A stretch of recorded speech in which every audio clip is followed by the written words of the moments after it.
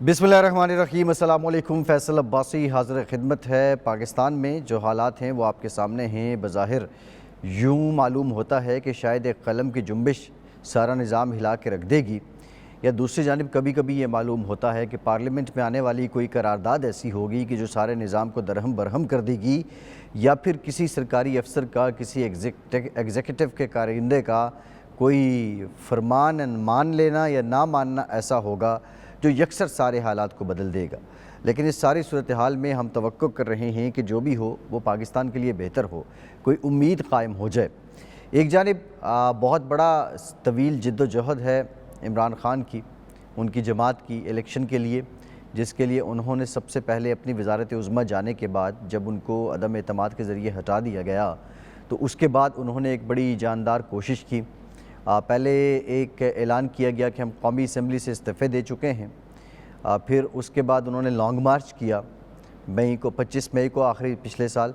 फिर पिछले ही साल नवंबर दिसंबर में उन्होंने लॉन्ग मार्च किया। फिर उन पर कातलाना हमला भी हो गया और एट द एंड उन्होंने अपनी जो असम्बलियाँ थी KPK में और पंजाब में वो तोड़ दी।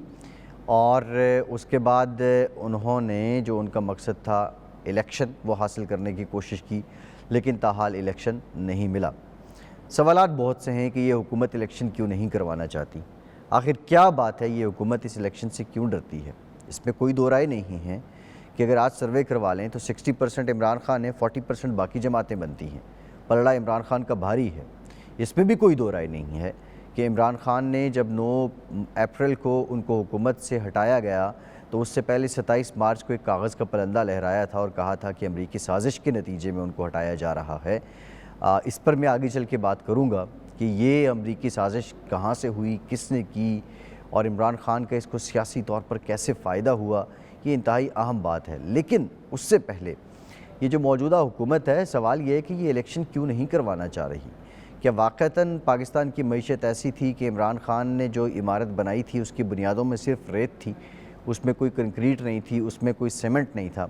अगर ऐसा था तो इस इमारत पे आके बैठने वाले मिफ्ता इस्माइल या इसहाक डार को इस बात का इल्म नहीं था, या इन लोगों को जो अपने आप को बहुत कारीगर कहते हैं, जो अपने आप को मईशत के बहुत बड़े उस्ताद कहते हैं, जो सुकरात बुकरात अरस्तू सारे ही हैं मईशत के, क्या इनको ये मालूम नहीं था? अगर ये मालूम नहीं था तो फिर ये अरस्तू कैसे हुए, बुकरात कैसे हुए, सुकरात कैसे हुए? और अगर मालूम था तो उसके बाद इनसे क्या गलती हुई, ये बहुत बड़ा सवाल है। गलती तो हुई है, पॉलिसी नाक़िस थी जिसके असरात आवाम तक नहीं पहुँचे, जिसके समरात आवाम तक नहीं पहुँचे। और अब IMF जो है वो तस्दीक मांगता है कि आप फ़लाँ मुल्क की भी तस्दीक दें, सऊदी अरब की भी दें, UAE की भी दें, फिर हम आपको पैकेज देंगे।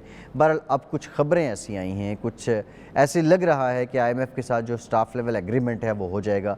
खुदा करे कि ये हो जाए, पाकिस्तान के लिए बेहतर होगा। बात ये थी कि इमरान खान को इलेक्शन क्यों नहीं दिए जा रहे।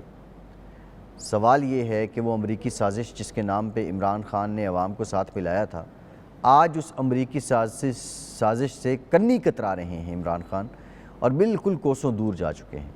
एक डॉक्टर आसिफ महमूद हैं, उनकी खिदमात हासिल की गई हैं। साथ ही साथ माहाना $25,000 दिए जाते हैं एक लॉबिंग फ़र्म को जो अमरीका के कांग्रेसमैन और सेनेटर से इमरान खान की फेवर में बयान दिलवा रही है। और साथ ही साथ पैरेलल पाकिस्तान में इंसानी हुकूक़ की पामाली और ये सारे प्रचार किए जाते हैं। फिर उनको सोशल मीडिया पे ख़बरें लगवाई जाती हैं और फिर उन ख़बरों को बुनियाद बना के अमरीकी कांग्रेसमैन या सेनेटर बयान देते हैं। लास्ट जो बयान आया है कांग्रेसमैन का, उन्होंने कहा जी हम खारजा कमेटी जो है कांग्रेस की, उससे कहेंगे कि वो पाकिस्तान की जो फ़ॉरेन मिनिस्ट्री है उससे कहे, यानी पाकिस्तान के मामलात में मदाखलत करने का कहेंगे। ये तो वो मदाखलत थी जिसके ख़िलाफ़ आप इकट्ठे हुए थे।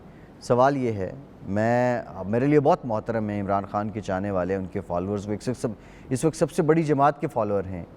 लेकिन ज़रा आप इस बात को सोचें कि आपका लीडर कहता है कि यू टर्न लेना जो है वो बड़ी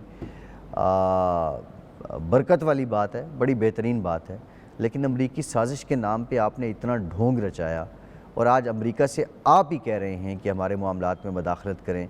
फिर यू टर्न को अगर हम अपने मदीने की रियासत की जब आप बात करते हैं, मजहबी हवाले से बात करते हैं, तो फिर मुनाफिक की जो निशानियाँ बताई गई हैं उसमें से एक निशानी ये भी है कि जब बात करे तो झूठ बोले, और यानी बात करे झूठ वही शख्स बोलता है जो अपनी बात से फिर जाता है। तो ये मैं रिलीजियस एस्पेक्ट में नहीं जाना चाह रहा, वरना वो ज़ाती ज़िंदगी में प्योरली आ जाता है, जो दीगर मामलात निकाह वाले भी चल रहे हैं, इद्दत वाले भी चल रहे हैं। बहरहाल ये एक कंसर्न, ये एक बात ज़रूर है कि जो आप बारहा ज़िक्र करते रहे अमरीकी साजिश का, और अमरीकी साजिश के बाद अब अमरीकी कांग्रेसमैन और सेनेटर्स की स्टेटमेंट्स आ रही हैं, इस पे ज़रूर सोचना होगा खान साहब को कि ये जो तज़ाद है ये क्यों है, और उनके फॉलोअर को भी सोचना होगा क्या आप लोग वाक़ईतन भेड़ बकरियां हैं। आपका लीडर कहता है कि सूरज शिमाल से निकलता है, आप कहते हैं जी शिमाल से निकलता है, वो कहता है जुनूब से निकलता है, आप कहते हैं जुनूब से निकलता है। ज़रा सोचिए, किसी के बुग़्ज़ में, किसी को चिढ़ाने के लिए, किसी के किरदार कुशी का जवाज़ पैदा करने के लिए मैं समझता हूँ कि इतनी अंधी तकलीद की ज़रूरत नहीं है। वो साहब जो डॉक्टर आसिफ महमूद हायर किए गए हैं, वो पहले भी डिस्प्यूटेड थे, उनकी बाज़ाब्ता यहाँ पे कैंपेन भी चलाई गई थी जब वो इलेक्शन भी कंटेस्ट कर रहे थे। बहरहाल अभी सारे जो सिलसिले हैं वो चल तो पड़े हैं ना, और ये इसमें एक तज़ाद तो खुल के सामने आ रहा है। तो जो बात इलेक्शन से शुरू हुई थी, ये भी एक बहुत बड़ा सवाल है कि एक शख्स की अना की तस्कीन की खातिर आप 2 असम्बलियाँ तोड़ देते हैं।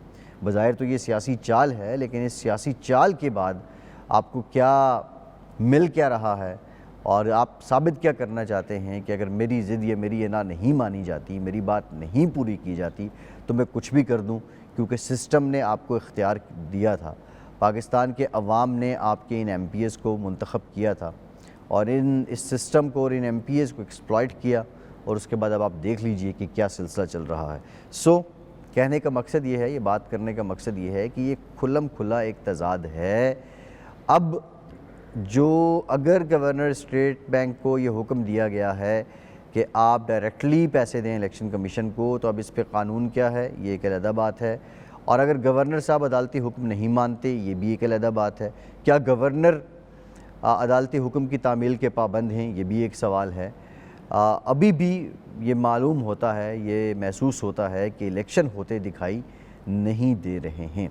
फैसल अब्बासी को इजाज़त दीजिए।